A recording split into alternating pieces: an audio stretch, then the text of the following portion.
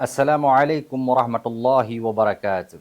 Alhamdulillahirabbil alamin wal aqibatu lil muttaqin wala udwana illa 'alal zalimin. Allahumma shalli wa sallim ala nabiyyina wa habibina Muhammad sallallahu alaihi wasallam wa ala alihi wa ashabihi ajma'in amma ba'd. Kaum muslimin dan muslimat sidang jamaah Majelis Aceh Selatan yang dirahmati Allah Subhanahu wa taala. Marilah kita memperbaiki muamalah kita dalam kehidupan berniaga, berdagang di antara sesama kita. Awal tahun 2025 ini kita lengkapi maklumat tentang kehidupan bermuamalah sebagai landasan kita di dalam menjalani proses kehidupan, khususnya yang berkaitan dengan transaksi jual beli. Maka kalau kita melihat secara teori di dalam pembahasan ekonomi syariah, tentunya syariah Islam, kita akan melihat ada beberapa mazahir ataupun karakteristik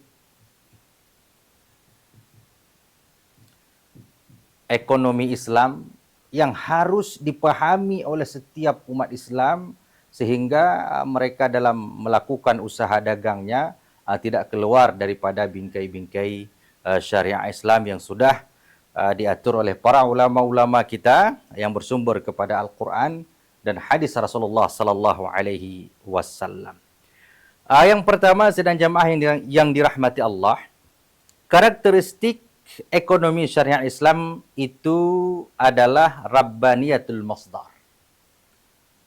Rabbaniyatul masdar, sumber hukum muamalah di dalam Islam itu bersumber daripada Allah Subhanahu wa taala. Yaitu ayat-ayat Al-Qur'anul Karim, hadis Rasulullah sallallahu alaihi wasallam dan juga turunannya sampai kepada ijma' dan qiyas yang tentunya tidak terlepas daripada nas Al-Quran dan hadis Rasulullah sallallahu alaihi wasallam. Maka kalau ada transaksi jual beli ataupun hal-hal yang berkaitan dengan muamalah manusia, apabila keluar daripada nilai-nilai Al-Quran dan hadis Rasulullah, maka itu dipastikan transaksi tersebut adalah transaksi yang diharamkan Allah Subhanahu wa taala. Yang kedua, di dalam bermuamalah, rabbaniyatul hadaf. Tujuan daripada transaksi muamalah yang dilakukan oleh setiap umat Islam itu bertujuan untuk keredaan Allah Subhanahu wa taala.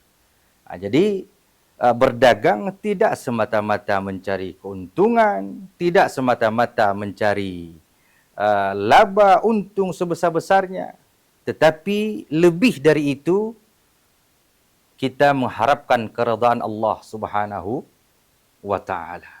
Maka ini persepsi ini perlu kita pahami betul. Jadi sehingga di dalam melakukan transaksi itu kita tidak menggunakan segala cara kalau keuntungan yang kita dapatkan itu justru merugikan orang lain, dan otomatis itu adalah sebuah kezaliman dan itu akan mendapatkan kemurkaan Allah Subhanahu wa taala. Maka berdaganglah dengan mencari keuntungan dan keredaan Allah Subhanahu wa taala. Kemudian di dalam bermuamalah, Islam juga memiliki karakteristik ar-riqabatul muzdawijah, yaitu memiliki pengawasan ganda. Ini maksudnya adalah kalau dalam sebuah kehidupan bermasyarakat, bernegara, maka hukum dagang itu ataupun undang-undang perdagangan itu diatur dengan aturan negara dari satu sisi, tetapi juga dikawal dari sisi yang lain dengan pengawasan ilahiyah. Maka silakan kita membuat perangkat sehebat apapun untuk mengawasi transaksi keuangan bisnis sebesar apapun, silakan. Tapi kalau tidak dibarengi dengan pengawasan dari Allah Subhanahu wa taala, maka pengawasan alat secanggih apapun itu tidak bisa menjamin keberlangsungan sebuah usaha yang dilakukan oleh manusia.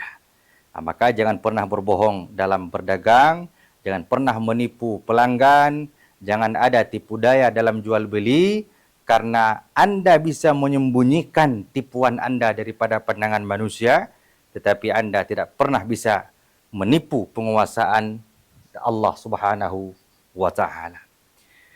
Yang berikutnya, karakteristik muamalah Islam adalah al-jam'u baina tsabati wal murunah, yaitu perpaduan antara hal-hal yang bersifat permanen dan yang bersifat elastis. Artinya yang sudah memang ditetapkan oleh Islam itu boleh ataupun tidak boleh, itu tidak akan berubah.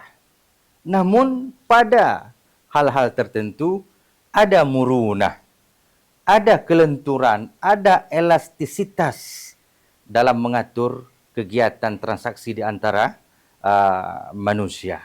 Ini contohnya jual beli pada dasarnya itu adalah ada barang, ada penjual, ada pembeli, ada uang, selesai. Harus berada di satu tempat ataupun majlis akad.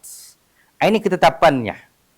Namun di sana ada murunah, elastisitas yang bisa kita tinggalkan hal-hal yang sudah ditetapkan dalam majlis akad ini tadi.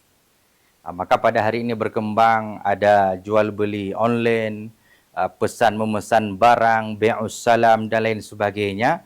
Itu pada dasarnya adalah keluar daripada rukun akad. Namun elastisitas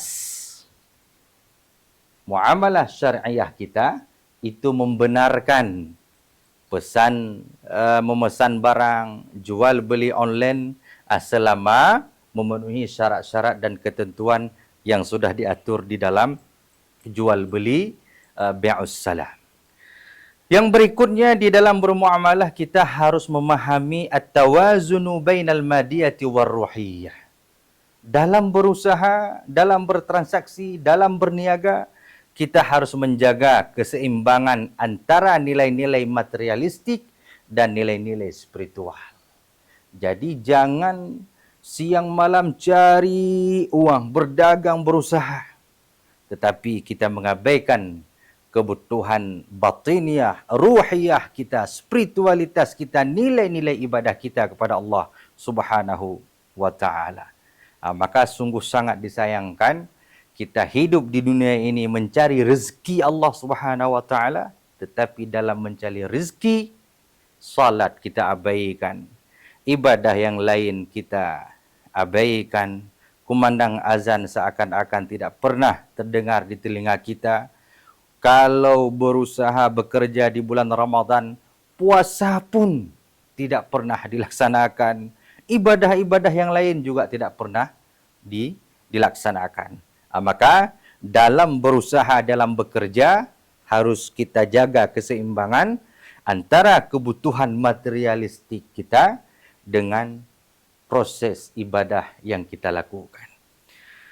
Kemudian yang berikutnya adalah sidang jamaah yang dirahmati Allah Subhanahu wa taala, dalam bermuamalah kita juga dituntut at-tawazunu baina maslahatil fardi wal jamaah.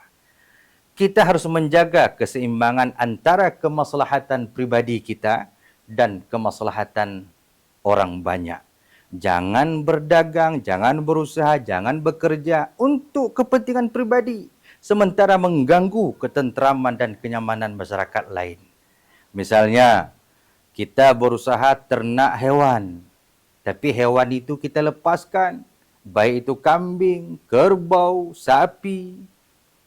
Kita usahanya ternak, tetapi kita lepaskan, tidak kita jaga. Jadi hewan-hewan tersebut mengganggu orang lain, masuk ke kebun orang, memakan tanaman orang. Ini adalah cara beternak keluar daripada nilai-nilai Islam. Ataupun kita memiliki usaha yang ada efek baunya, yang ada efek bisingnya. Maka ini harus pandai-pandai kita mengatur. Jangan sampai kita mencari keuntungan untuk memenuhi kehidupan kita, tapi justru menyakiti dan mengganggu orang lain.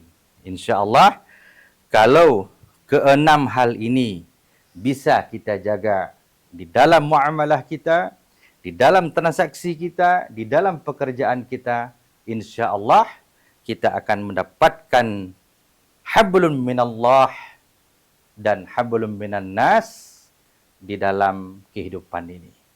Mudah-mudahan bermanfaat. Assalamualaikum warahmatullahi wabarakatuh.